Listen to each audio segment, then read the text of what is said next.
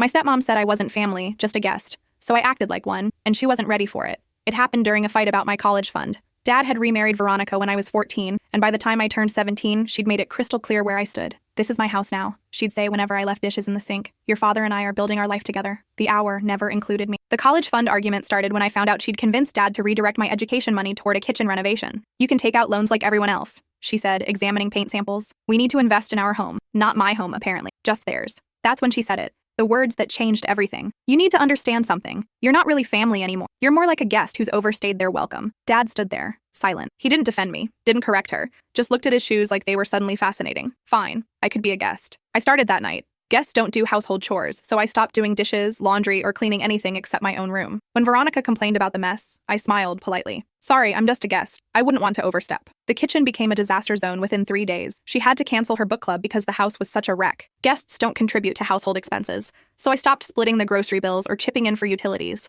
When they ordered takeout, I ordered my own separate meal and charged it to Dad's credit card. Guests expect to be fed after all. The credit card statement that month was astronomical. But here's where it got interesting. Guests also don't owe their hosts emotional labor or loyalty. When Veronica's mother came for Thanksgiving and complained about the dry turkey, I agreed enthusiastically. "I know, right? Veronica's never been great in the kitchen." When her sister asked how we were all getting along, I smiled sweetly. "Oh, Veronica's made it very clear I'm just a temporary guest here. Very temporary." Her family dinner became increasingly uncomfortable as I treated every gathering like a hotel stay, polite but distant. I'd excuse myself early, mention how I couldn't wait to leave, and thank them for their hospitality with exaggerated formality. Then I discovered something. Guests have rights that family members don't. I researched tenant laws in our state. Turns out I'd lived there continuously for over 3 years. That made me a legal tenant, regardless of what Veronica called me, which meant they couldn't just kick me out. They'd need to give me 60 days written notice and follow formal eviction procedures. When Veronica tried to change the locks during my school day, I called the police. The officer was not amused to learn she'd illegally locked out a legal tenant. She had to let me back in and got a warning about illegal eviction attempts.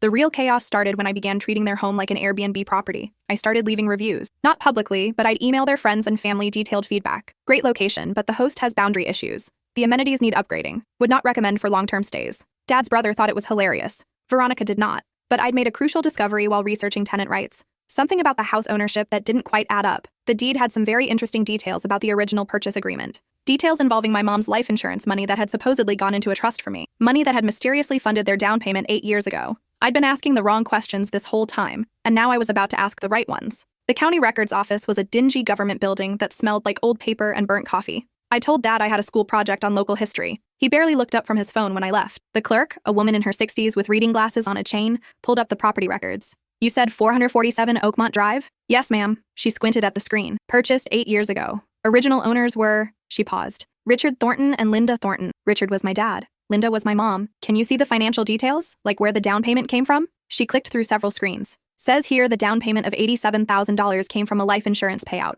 Beneficiary was..." More clicking. "Someone named Cameron Thornton." Me. I was Cameron Thornton. "But the house is in both names? My dad and my mom?" "Initially, yes. But there was a deed modification filed 6 years ago." She turned the monitor so I could see. "After Linda Thornton's death, ownership transferred fully to Richard Thornton. Then 2 years later, another modification adding Veronica Marsh as co-owner. I took photos of everything. The original deed, the modification, the financing documents that clearly showed my mother's life insurance money, left to me, had purchased the house I was now being called a guest in. My hands were shaking as I walked to my car. This wasn't just about a college fund anymore. This was theft. My mom had died in a car accident when I was 9. She'd left me a $200,000 life insurance policy to be held in trust until I turned 18. Dad was the trustee. He was supposed to manage it for my benefit. Instead, he'd used $87,000 for a house down payment. Then, put it in his name, then added his new wife to the deed. My inheritance had literally built the roof over their heads, and now they were treating me like an inconvenient stranger beneath it. I drove to the public library and spent 4 hours researching trust law and fiduciary duty. Dad, as trustee, had a legal obligation to use the money solely for my benefit. Using it to buy himself a house definitely didn't qualify. This was textbook misappropriation of trust funds. The statute of limitations in our state was 3 years from when I discovered the breach. I'd just discovered it. The clock started today. That night at dinner, I acted normal. Dad asked about my school project. I smiled and said it went well. Learned a lot about property ownership. Veronica barely looked up from her phone, scrolling through Pinterest kitchen designs. Our kitchen, built with my money. "By the way," I said casually, "when I turn 18 next month, I'll need access to my trust fund. You know, Mom's life insurance money. I want to review the statements before I file my college applications." Dad's fork clattered against his plate. Veronica's head snapped up. "Right," Dad said slowly. "We should talk about that." "What's there to talk about? It's my money. From my mom. For my future." "It's complicated," he said. "Uncomplicated." Veronica cut in. "Your father made investments on your behalf. Very smart investments that will pay off in the long run." "What investments?" Silence. Long, thick silence. The house, Dad finally admitted. We used part of the fund for the down payment, but you'll get it back when we sell. With appreciation. You'll actually make money. When are you planning to sell? More silence.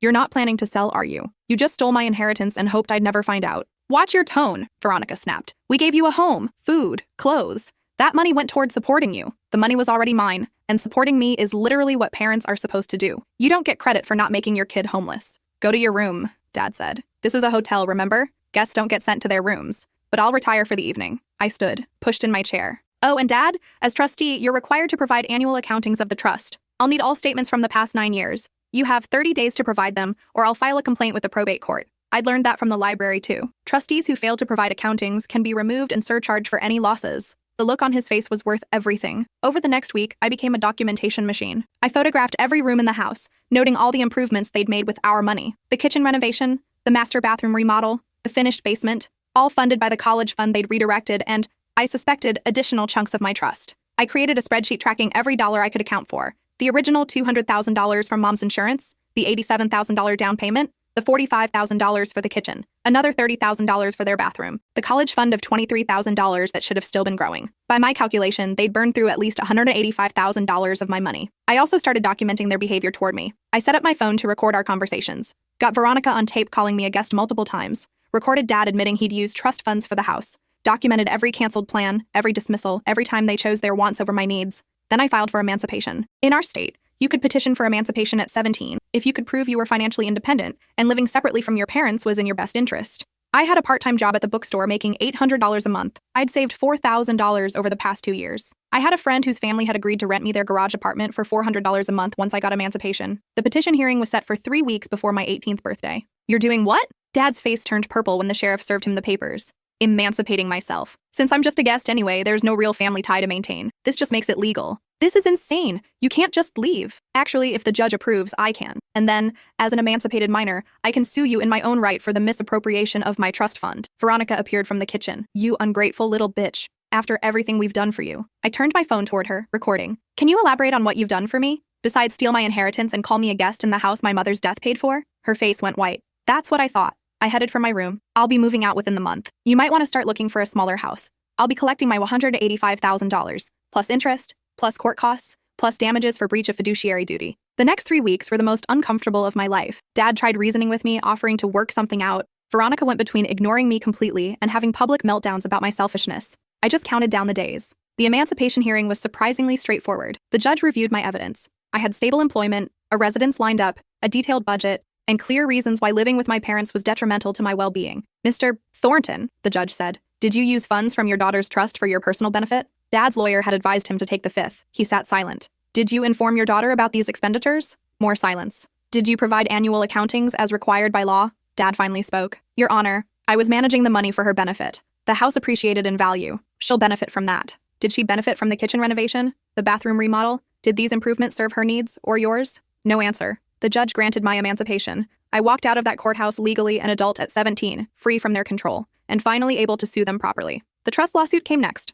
I found a lawyer who took it on contingency. He was a shark in a cheap suit who specialized in fiduciary misconduct. This is the easiest case I've seen all year, he said after reviewing my evidence. Your father violated every duty a trustee owes. We're going to destroy him. The lawsuit demanded return of all misappropriated funds plus 18% interest, a full accounting of the trust since Mom's death, removal of Dad as trustee, appointment of an independent trustee, compensation for damages, and attorney's fees. The total came to $287,000. Dad didn't have $287,000. He had a house. I moved into the garage apartment on a Saturday. It was small, just 400 square feet, but it was mine. My friend's parents, the Kowalskis, were incredibly kind. They helped me move my stuff, invited me to family dinners, and never once made me feel like a burden. You're always welcome here, Mrs. Kowalski said, hugging me. Not as a guest, as family. I cried for the first time in months. The discovery phase of the lawsuit was brutal. My lawyer subpoenaed every bank record, every credit card statement, every receipt for the past 9 years. What we found was worse than I'd imagined. Dad hadn't just used my money for the house. He'd used it for everything. Vacations to Hawaii,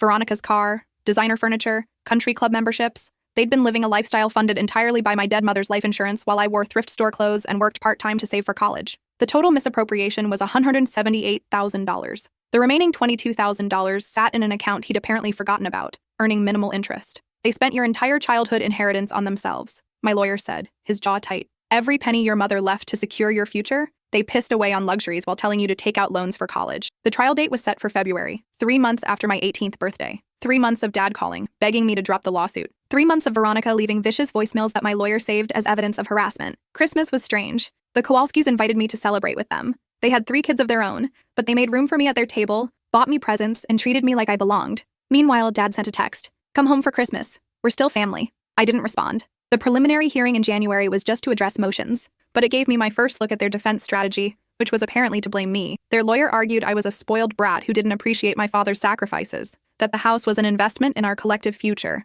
that I was tearing apart a loving family over a misunderstanding about money, that teenagers shouldn't be allowed to sue their parents just because they're mad about household rules. The judge was not impressed. "Counsel, this isn't about household rules. This is about a trustee who used $178,000 in trust funds for personal expenses. That's not a misunderstanding. That's theft." The defense pivoted. "Actually," they argued, "Dad had kept detailed records showing every expense was for my benefit. The house gave me shelter. The vacations were family bonding. The country club gave me opportunities to network. Then you'll have no trouble producing those records in discovery," my lawyer said smoothly. They couldn't, because they didn't exist. By the time the trial started in February, Dad's legal team was in shambles. They'd gone through 3 lawyers, each one apparently realizing they had an unwinnable case. The trial lasted 4 days. My lawyer systematically destroyed every argument they made. He showed that I'd been excluded from the vacations Veronica's kids got to attend. Proved the country club membership was only in Dad and Veronica's names, not mine. Demonstrated that the house purchase specifically violated the trust terms, which stated the money was for educational expenses and future financial security, not real estate investments that benefited the trustee. The most damaging evidence came from Dad's own emails. My lawyer had subpoenaed his Gmail account and found years of correspondence with Veronica, planning their lifestyle upgrades. "Once Cameron's money clears, we can finally get that kitchen done," Veronica had written. "The trust has plenty. She'll never know the difference," Dad had replied. The jury heard that. They heard all of it. Every casual discussion of spending my inheritance while I worked retail to save for college. Every dismissive comment about how I wouldn't understand financial planning. Every luxurious purchase made with money my dying mother had left to protect me. On the 4th day, the jury deliberated for 47 minutes. They found in my favor on every count. Breach of fiduciary duty, $178,000 in misappropriated funds, interest at 18% over 9 years, $289,140. Punitive damages for willful misconduct, $200,000. Attorney's fees, $87,000. Total judgment, $754,440. Dad went gray when the verdict was read. Veronica started crying. Their lawyer slumped in his chair. The judge ordered them to pay within 60 days or face foreclosure on the house. They didn't have $754,140. They barely had $754. My lawyer filed for foreclosure on day 61. The house went up for auction. It sold for $430,000. After paying off their mortgage and the real estate fees, there was $287,000 left. Not enough to cover the judgment, but enough to hurt. My lawyer went after their other assets. Veronica's car got repossessed. Their bank accounts were seized. Their wages were garnished at 25% per paycheck. They had to move into a 2-bedroom apartment in the bad part of town. Dad's credit was destroyed. Veronica filed for divorce within 6 months, claiming she'd been deceived about the financial situation. I didn't feel bad about any of it. With the money from the judgment, I paid for my first year of college in full, registered for classes at the state university, got a small apartment near campus that was mine, all mine, paid for by money that should have been mine all along. Dad called once after the foreclosure. "I hope you're happy," he said bitterly. "You destroyed your own family over money. You destroyed our family when you married someone who called your daughter a guest." I replied, "You destroyed it when you stole from me. You destroyed it every time you chose her over me. I didn't destroy anything. I just stopped letting you destroy me." I hung up. The last contact I had was a Facebook message from Veronica's daughter from her first marriage, someone I'd barely met. "You ruined my mom's life," it said. "She did everything for you and you threw it in her face. I hope you can live with yourself." I blocked her without responding. Here's the thing about standing up for yourself. People will call you selfish, ungrateful,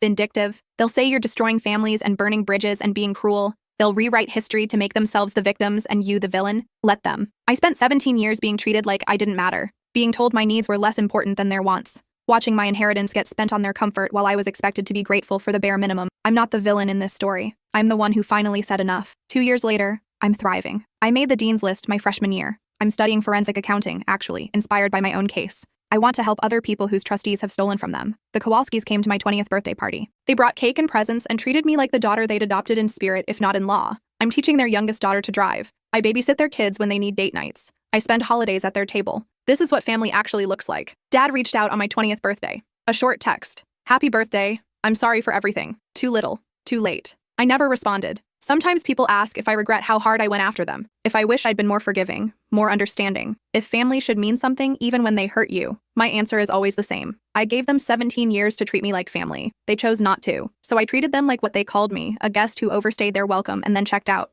The difference is I left them with a bill they couldn't afford. And I've never slept better. But there's a part of the story I haven't told yet. Something that happened a year after the trial that changed everything I thought I knew. It started with a letter, not from Dad or Veronica, but from a lawyer named Phyllis Chen representing someone called Eleanor Marsh. I almost threw it away, assuming it was another angry missive from Veronica's family. But something made me open it. Eleanor Marsh was Veronica's mother. I'd met her briefly at that Thanksgiving where everything first started falling apart. She'd seemed like a typical wealthy grandmother, all pearls and judgment. The letter requested a meeting. No demands, no threats. Just a request to talk. Against my better judgment, I agreed to meet her at a coffee shop near campus. I brought my phone set to record. I wasn't walking into an ambush. Eleanor arrived exactly on time, impeccably dressed, but she looked older than I remembered, tired. She ordered Earl Grey tea and sat down across from me with careful precision. "Thank you for meeting me," she said. "I wasn't sure you would." "I'm not sure why I did," she smiled faintly. "Fair enough." She wrapped her hands around her teacup. "I want to tell you something about your stepmother. About Veronica. If this is some pitch to get me to forgive her, it's not." She met my eyes. "It's about why she is the way she is. I'm not excusing her behavior, but I think you deserve to understand it." I waited. "Veronica was engaged once before your father, to a man named David. They were happy, planning a wedding, building a life." Eleanor's voice went quiet. "David had a daughter from a previous relationship, Rebecca. She was 14 when Veronica entered the picture. Something cold settled in my stomach. Veronica tried so hard with that girl. She wanted to be her friend, her mentor, her mother figure. She poured everything into that relationship. And Rebecca," Eleanor paused. "Rebecca was smart, calculated. She told David that Veronica was cruel to her when he wasn't around. She manufactured evidence, staged situations to make Veronica look abusive. Why would she do that? Because she wanted her father to herself. She couldn't stand sharing him. By the time David figured out the truth, it was too late. Rebecca's lies had destroyed the relationship. David broke off the engagement." Eleanor pulled out an old photograph. A younger Veronica with a man I didn't recognize. They looked genuinely happy. 6 months later, David died in a boating accident. Rebecca inherited everything. Every penny. She cut off contact with Veronica completely, sending her one final message. "You were never family, just an inconvenience." The words hit me like ice water. When Veronica met your father, she was terrified of the same thing happening again. Terrified of a stepdaughter who would manipulate situations, turn the father against her, and take everything. She built walls before you could hurt her. She treated you like a threat, because the last time she loved a stepchild, it destroyed her life. I sat frozen, processing this. "I'm not telling you this to make you feel guilty," Eleanor continued. "What she did to you was wrong. Stealing your money was wrong. Calling you a guest was cruel. You had every right to fight back." She leaned forward. "But I thought you should know that you weren't just fighting a greedy stepmother. You were fighting her trauma. And you won." I didn't know what to say. Eleanor slid a document across the table. "Veronica is in therapy now. Real therapy. Not just court-ordered sessions. She's working through what happened with Rebecca, what she did to you, and why she couldn't separate the two." She stood up. "She asked me to give you this. It's a letter. You don't have to read it. You don't owe her anything, but it's yours if you want it." She left before I could respond. I sat there for an hour, staring at the sealed envelope. Part of me wanted to burn it. Part of me was curious despite myself. I opened it that night in my apartment. The letter was 3 pages long, handwritten in careful script. Veronica detailed everything Eleanor had told me and more. The full story of Rebecca's manipulation, how it had left her with PTSD and trust issues, how when she met Dad, she was convinced I was going to do the same thing. "I projected my fear onto you," she wrote. "I saw Rebecca in every action you took, even innocent ones. When you were quiet, I thought you were plotting. When you were friendly, I thought you were manipulating. When your father took your side on anything, I was certain you were turning him against me." She described how the paranoia had spiraled, how she'd convinced herself that calling me a guest was setting a boundary, when really it was pushing away someone who had never wanted to hurt her in the first place. "I stole from you," the letter continued. "I justified it by telling myself you'd eventually take everything anyway, so why not take it first? But that was my trauma talking, not reality. You were a child who'd lost her mother. You deserved love and security, and I gave you neither." The final paragraph broke me a little. "I don't expect forgiveness. I don't deserve it. But I wanted you to know that you weren't the problem. You never were. The problem was me, seeing ghosts where there was only a girl who needed a family. I'm sorry I couldn't be that for you. I'm sorry I became the villain in your story when I was supposed to be the adult. I'm sorry for everything." I cried reading it. Not from sympathy exactly. More from the sheer weight of realizing that hurt people really do hurt people, and sometimes the villains in our stories are just victims of earlier chapters we never got to read. But here's the thing. Understanding someone's trauma doesn't erase the harm they caused. Veronica's past with Rebecca explained her behavior. It didn't excuse it. It didn't undo the years of emotional abuse or the financial theft or the way she'd made me feel like nothing in my own home. I understood her better now, but I still didn't forgive her. I wrote a response. Short, clinical. "I received your letter. I appreciate you sharing your story. It helps me understand what happened, though it doesn't change what you did. I hope therapy helps you heal, but I need you to understand that your healing can't come at my expense. We won't have a relationship. I wish you well, but from a distance." I mailed it and felt nothing. Not anger, not satisfaction, not guilt. Just the quiet understanding that some bridges burn for good reasons, and that's okay. Eleanor sent one more letter a few months later. Veronica was doing better. The divorce from Dad was finalized. She'd moved to a different state for a fresh start. She was working again, paying back the judgment slowly through wage garnishment, but also volunteering at a women's shelter, helping others work through trauma. She says helping them helps her, Eleanor wrote. She's trying to be the person she should have been for you. Good for her. I meant that genuinely. I hope she heals. I hope she finds peace. I hope she helps those women and doesn't repeat her mistakes. But she doesn't get to have me in her life while she does it. Dad's story is less redemptive. He never took responsibility, never apologized sincerely. He'd remarried within 2 years, this time to someone younger, with no kids. I heard through family friends that he learned his lesson about stepmothers and stepkids. Now he just avoids the whole situation. His brother, my Uncle Kevin, reached out on Dad's behalf once. He misses you, Kevin said. He knows he messed up. Does he? I asked. Or does he miss having someone to control? Kevin didn't have an answer for that. The final twist came at Christmas 3 years after the trial. I was at the Kowalski's place, helping Mrs. Kowalski make pierogies when my phone rang. Unknown number. Against my better judgment, I answered. Cameron, it's Rebecca. My blood froze. Rebecca from your stepmother's past. I heard about what happened through the family grapevine. I needed to talk to you. Why? Because you did what I should have done. We met the next day at the same coffee shop where Eleanor had told me Rebecca's story. The woman who walked in looked nothing like I'd imagined. She was in her early 30s, professionally dressed,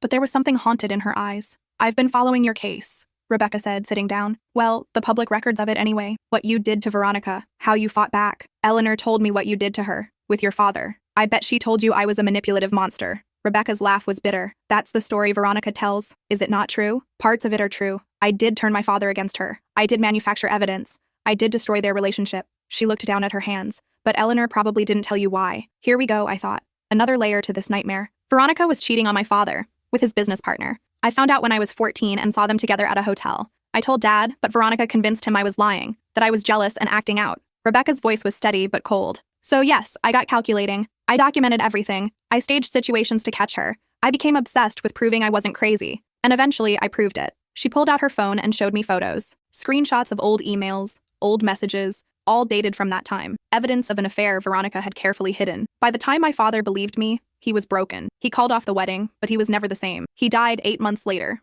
The official report said it was a boating accident, but he was drunk. So drunk he could barely stand. He drove that boat into rocks at full speed. Jesus. I inherited everything, and I did cut Veronica off. Because she'd tried to gaslight me for 2 years. She tried to convince everyone I was unstable. She'd done everything possible to paint me as the villain while she destroyed my father. Rebecca met my eyes. So yeah, I was cold to her. I told her she was never family, because she wasn't. She was a parasite who nearly succeeded in taking everything. I didn't know what to believe anymore. The point is, Rebecca continued, Veronica is very good at playing the victim. Very good at reframing her own actions as responses to other people's cruelty. She did it to me, and I'm guessing she's trying to do it to you now. Her mother told me Veronica has PTSD from what you did. She probably does. But her PTSD isn't from me being cruel. It's from getting caught being cruel and losing everything because of it. Rebecca stood up. I don't know what happened between you and Veronica, but whatever it was, I'm betting she deserved it. And I'm betting she's now telling people you're the next me, the evil stepchild who ruined her life. She left her contact information. If you ever want to talk to someone who actually knows what Veronica's capable of, call me. I sat there for 2 hours after she left, my mind spinning. Who was telling the truth? Eleanor, who said Rebecca was a manipulative child who destroyed Veronica's life. Or Rebecca, who said Veronica was a cheater who gaslit her for years.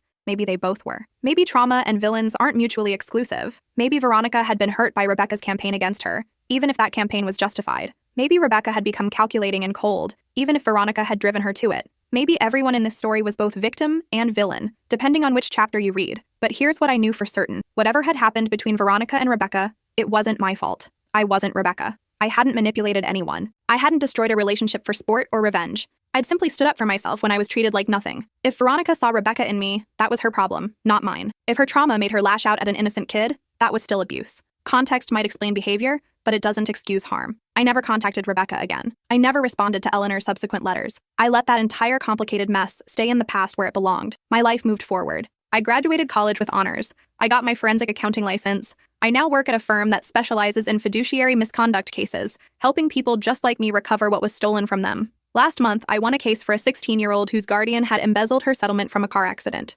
$340,000 stolen, spent on the guardian's drug habit and gambling debts. We recovered every penny plus damages. The look on that kid's face when she realized she could still go to college, still have a future. That's why I do this job. I also reconnected with Dad's side of the family. My Uncle Kevin and his wife have been wonderful. They apologized for not intervening when I was younger, for not seeing what was happening. We have dinner once a month now. Their kids call me Aunt Cameron. My cousin Brooke asked me once if I ever regretted going so hard after Dad and Veronica. No, I said. I regret that I had to. I regret that they put me in a position where nuclear options were the only option, but I don't regret protecting myself. She nodded. Good. Some people don't deserve second chances. It's not about what they deserve, I replied. It's about what I deserved, and I deserved better than what they gave me. That's the real lesson here. Not that revenge is sweet, or that winning feels good, though both those things are true. The real lesson is that you teach people how to treat you, and if you let them treat you like nothing, they will. I spent 17 years accepting scraps and calling it love. I spent years believing that family meant tolerating mistreatment because blood ties or marriage licenses make you obligated to suffer in silence. Then Veronica called me a guest, and something clicked. If I was a guest, I had rights. If I wasn't family, I owed them nothing. And if they were going to treat me like an outsider in my own home, I'd act like one until they understood what they'd lost. They never did understand. Not really. In their version of the story, I'm the ungrateful daughter who destroyed a loving family over money. They tell people I was greedy, vindictive, cold. Let them. I know the truth. I was a child whose mother died, whose father remarried someone who saw me as a threat, who stole my inheritance and told me to be grateful for it, who called me a guest and then was shocked when I left. I'm not the villain. I'm the survivor. And if surviving meant burning down the house they built with my money, then I'd do it again in a heartbeat. Some bridges are meant to burn, some families are meant to end, and some guests check out permanently, leaving nothing behind but ashes and unpaid debts. I'm not bitter about it anymore. I'm not angry. I'm just done. And honestly, that's the best revenge of all. The epilogue to all of this came 5 years after the trial, on what would have been my mother's 50th birthday. I drove to her grave for the first time since I was 9. I'd avoided it for years, too angry at the unfairness of her death, too hurt by what came after. But something about turning 23 and being older than she'd been in half my memories made me finally go. Her headstone was simple. Linda Marie Thornton, beloved wife and mother. The grass around it was neatly trimmed, flowers recently placed. I'd brought my own flowers. Sunflowers, her favorite. As I knelt to place them, I noticed the other flowers weren't from a florist. They were wildflowers, carefully arranged. The kind Mom used to pick on our walks when I was little. Someone else had been here recently. I come every month, a voice said behind me. I spun around. Dad stood there looking older than I remembered, grayer. He wore jeans and a flannel shirt, not his usual business casual. What are you doing here? I asked. Same as you, visiting her. He kept his distance, hands in his pockets. I've been coming since everything fell apart. Started after you left. Felt like I needed to tell her I'm sorry. For stealing from her daughter? He flinched but didn't argue. For all of it. For not protecting you. For choosing Veronica over you. For being the kind of father she'd be ashamed of. We stood in silence for a long moment. I know you won't forgive me, he said finally. I don't blame you. I wouldn't forgive me either. But I wanted you to know that I know. I know what I did. I know what I lost. His voice cracked. I lost you, and you were the only thing I had left of her. I wanted to stay angry. Part of me wanted to spit venom, list his failures,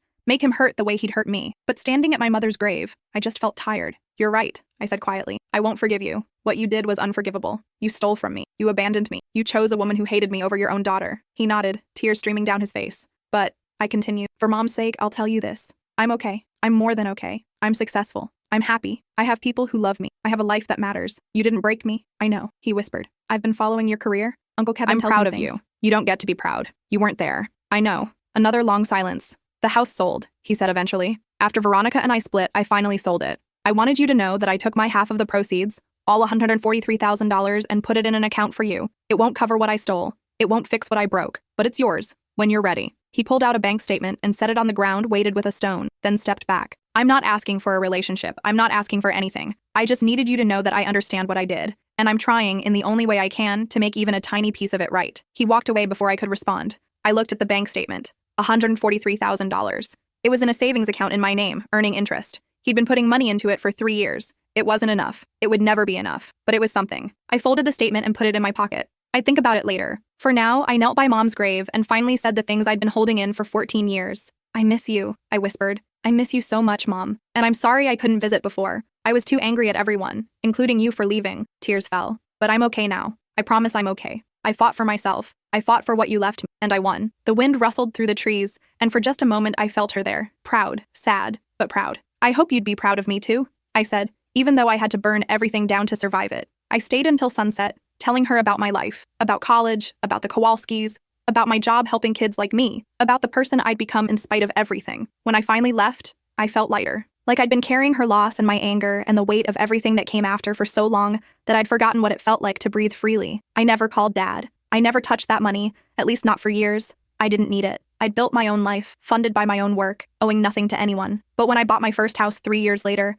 I used his $143,000 as the down payment. Not because I'd forgiven him, but because it was mine, what was left of what should have been mine all along. And because my mother would have wanted me to have a home, a real home, where I was never a guest. The house is small but perfect. 3 bedrooms, 1 for me, 1 for an office, and 1 for the foster kids I started taking in last year. Because here's the final thing I learned. When you survive people treating you like you don't belong, you become really good at making sure others feel like they do. I've had 6 foster kids come through so far. Kids whose parents failed them. Kids who were called burdens or problems or unwanted. Kids who needed someone to prove that they mattered. I tell them the same thing every time. You're not a guest here. This is your home, your family. And I mean it. That's how the story ends. Not with reconciliation or forgiveness or neat redemption arcs. It ends with me, in a home bought with money that was stolen and then partially returned, taking care of kids who need what I needed. It ends with me being the person I wish I'd had. And honestly, that's better than any revenge I could have planned. Veronica was right about one thing. I wasn't family, not to them, but I found my family anyway. I built it from scratch. From the Kowalskis who took me in, from Uncle Kevin who came around, from the kids who need me now, from the chosen family I've created through sheer determination not to let their cruelty define me. I'm 28 now. I have a career I love, a house I own, and a life that's entirely mine. Sometimes clients recognize my name from the lawsuit. It made local news back then. The 17-year-old who sued her father and won. They ask if it was worth it. Every single time, I say yes. Because it wasn't really about the money. It was never about the money. It was about refusing to be erased. Refusing to let them steal not just my inheritance, but my dignity, my worth, my right to be treated like I mattered. The money was just how I kept score. The real victory was walking away and building something better. Something real. Something that doesn't cost $754,140 in legal judgments, but is worth infinitely more. That's what happens when you call someone a guest. You might think you're setting boundaries. You might think you're protecting yourself, but what you're actually doing is setting them free. And sometimes, the person you free becomes stronger than you ever imagined. Becomes someone who doesn't just survive your cruelty, but transforms it into purpose. Veronica thought she was putting me in my place when she said I wasn't family. She was right. I wasn't their family. I was so much more. And now, every time a scared teenager sits in my office with documents proving their guardian stole from them, I tell them this story. Not all of it, but enough. Enough to let them know that fighting back is possible, that winning is possible, that surviving is possible, that being called a guest doesn't have to be an insult. Sometimes it's an invitation to leave, to check out, to find somewhere you actually belong, and to never, ever let anyone make you feel like a guest in your own life again. That's my story. That's how a stepmother calling me a guest led to me taking everything she thought was hers, building a life she could never imagine, and becoming the kind of person who makes sure no one else ever has to feel that way again. Was I harsh? Absolutely. Was I justified? You tell me. But I'll say this. I sleep better in my home, surrounded by kids who know they're wanted, than I ever did in theirs. And that in the end is all that matters.